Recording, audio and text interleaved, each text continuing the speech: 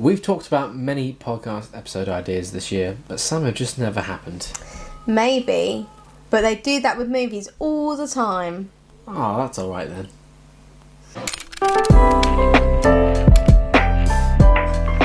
Hello and welcome back to the Daily Weekly Podcast. We'll be sharing our thoughts on a variety of movies and TV shows. And discussing more topics just like this one. So if that sounds good to you, consider subscribing. I'm your host, Rachel. And I'm your other host, Bradley. So I think let's not waste much time and we'll get straight into it. So, as always, check out all the links in the description if you're watching on YouTube for links to other episodes. If you're listening on Spotify or Apple Podcasts, then we do have a YouTube version of the podcast. So if you prefer that, then you can have that, I suppose. If you prefer it, you can have it. If you prefer it, you can have it. And it works both ways. If you're watching us on YouTube and you'd rather, listen on the go because you don't want to pay for YouTube Premium, I don't blame you. So check out Spotify, where you can listen to us while you're going on a run, maybe. I will not be running while listening to our voices, but... I did that once. Did I listened you? to our own podcast. Listen to your own voice. I was out on a run, yeah. I thought, because I don't really listen to them after I've edited them. Well, I wouldn't blame you because I know editing is a bit of a... Yeah, I hear the same thing about 5 times. I know what it is. I write the script. Yeah. I know the episode. You know it. But for the support, once it's gone public, I do check it out. Check out your own work. Yeah, you Just got to. Because if... I do watch ours, but I tend to wait a couple of weeks so that it's fresh. Yeah. Because if you don't love you, then nobody will. Oh, that is sweet. You've got to love yourself first. Exactly. Yeah. Anyway, back to 5 movie sequels never made. Okay. Number 1. You go first. I will go first. Number 1, Ghostbusters III, Hellbent. Now, this was supposed to be a sequel to the original 80s movies, starring the original cast. Probably, again, would have been released probably by the 90s at this point. But it just never really happened. Ghostbusters 2 grossed more than $200 million at the box office, leaving the studio dead set on a sequel. Dead set. Whoa. What good use of words. Whoa. Dan Aykroyd rebuffed any notion of a follow-up for much of the 1990s. Then, coincidentally, the mother of all turkeys, Blues Brothers 2000 happened. A sequel he was dead set against. God. He did anyway. Aykroyd had a sudden change of heart and set about writing a follow-up alongside Harold Ramis. The same couldn't be said of Bill Murray. He hadn't been all that keen on one sequel, let alone 2, and continued to dismiss any suggestion of returning. Interesting. Yeah. Do you think that's because of the... what would you call it? Sort of like a curse if you do a sequel. Like it either goes really well or it flops completely. Do you think that's why he was a bit off? Potentially, but there's a lot of actors who don't like doing sequels. Yeah. Like, if it was me, I wouldn't mind. No, especially with how successful the first one was and then how successful the second one was.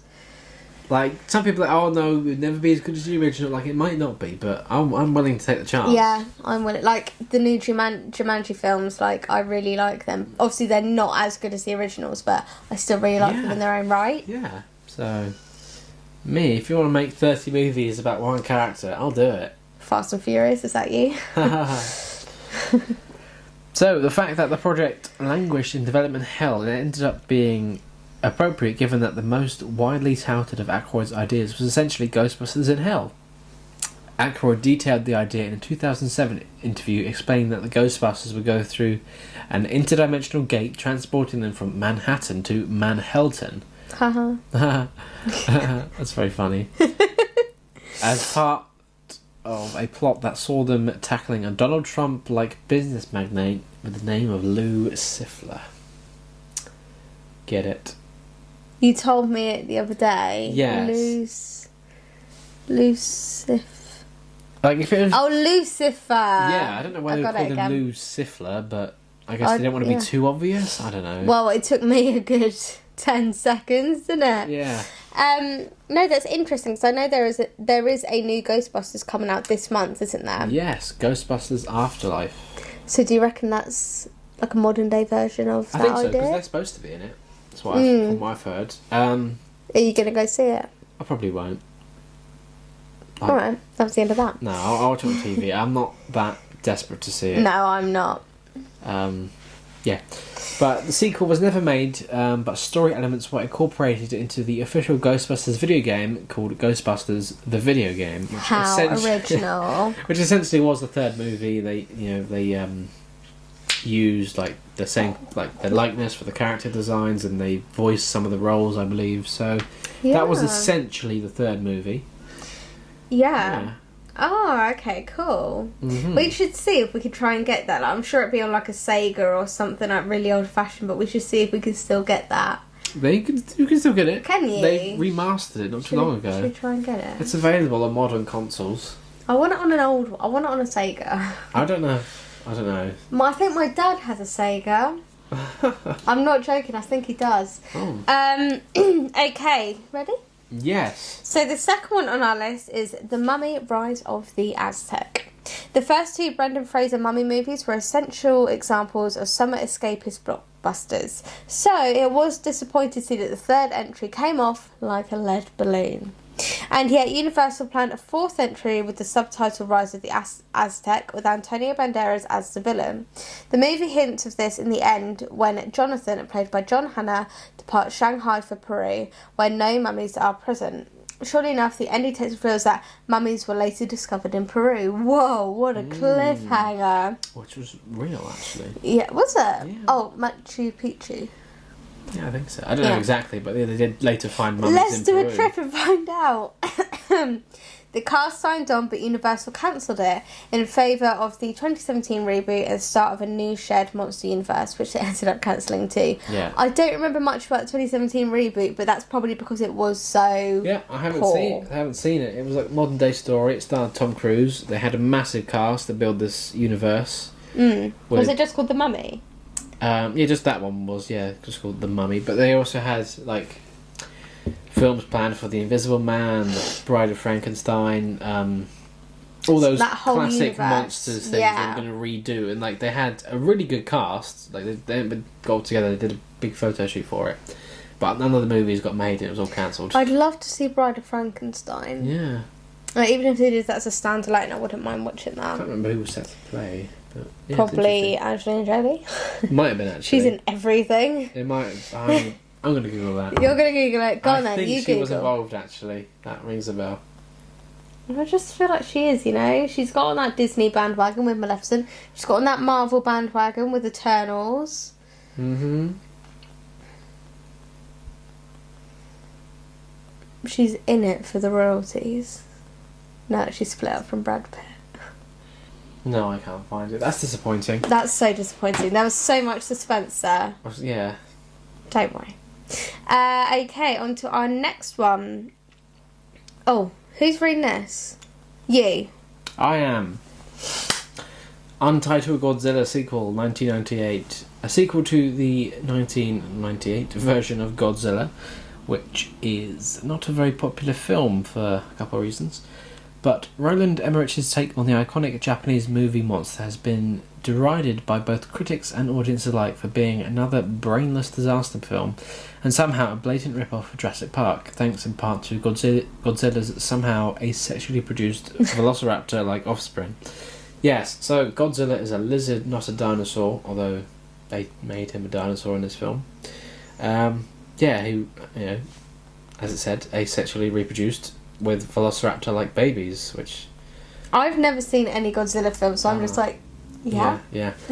So they're like little baby Zillas. Like Dronkies. Not quite the same. No. But, yeah. Not quite as cute. No. So yeah, that was a complete like U-turn for what it traditionally has been. So that was a weird thing they did there. Speaking of which, the ending scene follows up after the destruction of Madison Square Garden to eliminate Godzilla's nesting ground, and even though the arena had been entirely blown up, one egg survives and hatches. What? Oh. And given the audience's reluctance, plans for a trilogy were scrapped, and only an animated series followed up the story, only to retcon it. What does retcon mean? It means like go back and fix, change something. So rectify. Yes. So with the animated series, which I haven't seen, I didn't know was a thing. They just kind of like, oh yeah, this was going to happen, but actually, no, not really. They changed their mind. Yeah. Well, like I say, I'm not much of a Godzilla kind of fan, so... But I did know that it was a bit of like a flop, wasn't it, at the box office? Yeah. Like, they don't like to call it Godzilla, they just call it Zilla. Because it, like, doesn't deserve the respect of being a Godzilla film. No. Oh, okay. So, yeah, maybe that was for the best, that sequel wasn't. Probably. I mean, I enjoy it as a film, but yeah, like... Yeah. Yeah, it's just not... Goes off the Aren't there, source like, material. more modern day versions? There are, yeah, which are people generally like. So they're more successful than the original. Yeah, although interestingly, I didn't like the new ones, but I did like this one. Unpopular opinion. Yeah. Okay, cool. So we will now move on to number 4, which is, funnily enough, Jurassic Park IV. I did that on purpose. Did you? I did. Oh, that's perfect. Number 4. Are you glad that I mentioned number 3, it? though, to be fair. But yeah. Anyway, You can't have everything. No. It evidently Can't go back in time and change things, can we? Can't retcon it. No. Described as the mother of all ideas by none other than Steven Spielberg, their version, so John Sayles and William Monahan's version of Jurassic Park 4, doubled down on the sci-fi with a storyline about a top-secret genetics lab where humans are being crossbred with dinosaurs to create an army of super soldiers. That is giving me Cyberman vibes, I'm not going to lie. Though the project never saw the light of day, it progressed further than most fans probably realised, with concept sketches of the human-dino hybrid surfacing online years after any hopes of it becoming a fully realised film were as dead as the dodo. The sketches went some way to whet the appetite for what could have come, though, with this version of Jurassic Park 4 evidently more of a horror movie, along the lines of David Cronenberg's The Fly. It was bold, maybe a little too bold, in fact. And while the human hybrids never saw the light of day, they certainly influenced the super dinosaur that popped up in Fallen Kingdom. Yeah, so in the latest Jurassic World movie, they hinted at dinosaur-human merging of DNA. So, yeah, for one of the main characters, like... Yeah. I don't remember if they outright said it, but it was definitely suggested. Yeah.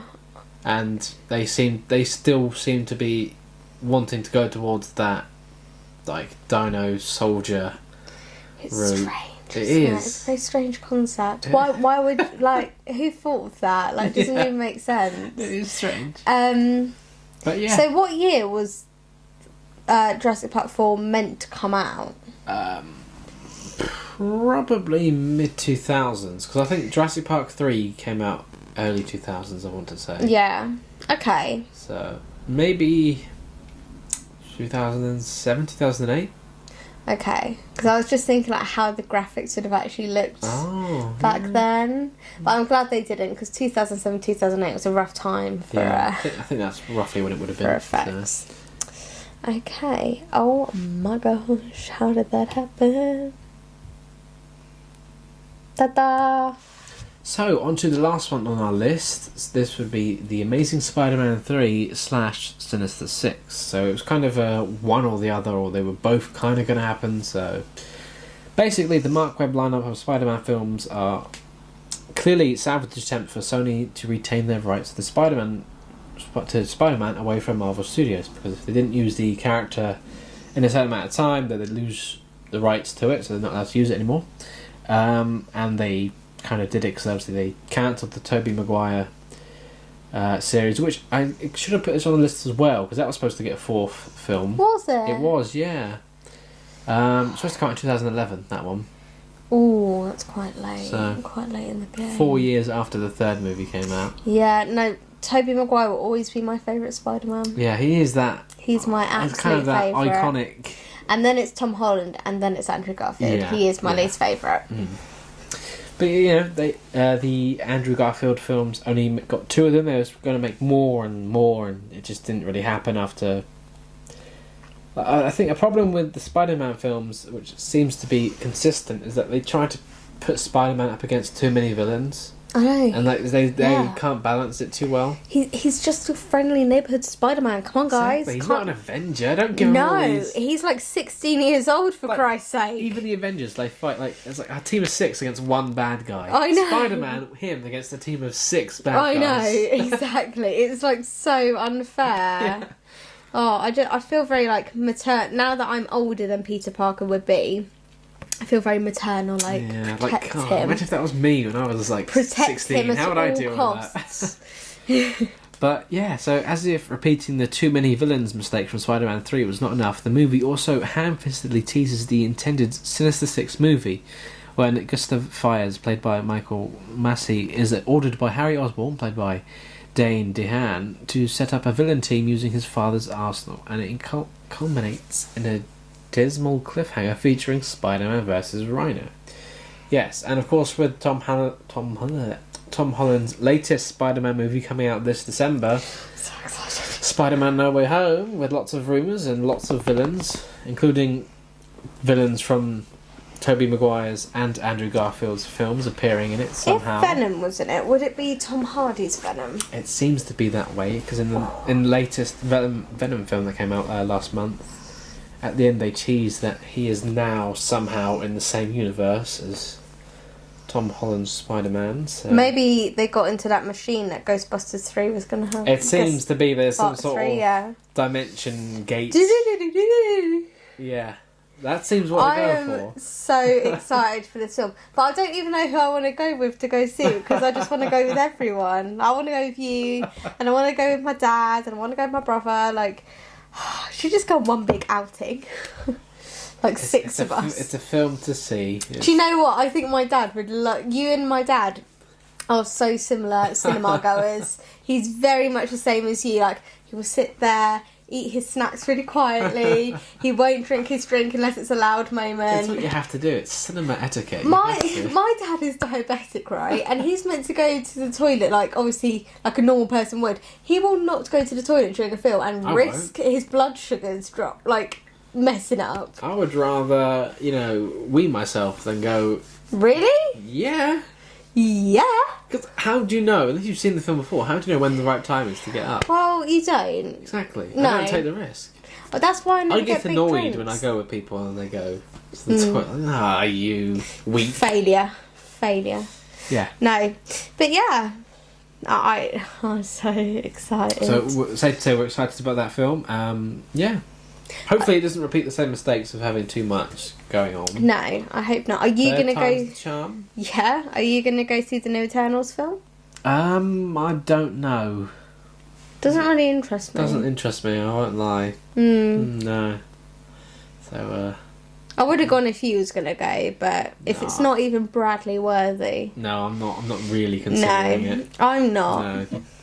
So that pretty much concludes this week's episode of the Daily Weekly Podcast. We hope you enjoyed it. Don't forget to give us a like and a follow and a subscribe and all that jazz. Yeah, don't forget to use the hashtag Daily Weekly Podcast or Daily Weekly to keep the conversation going. We'd love to have a chat with you. Yeah. And until next time, take care. See ya. Bye.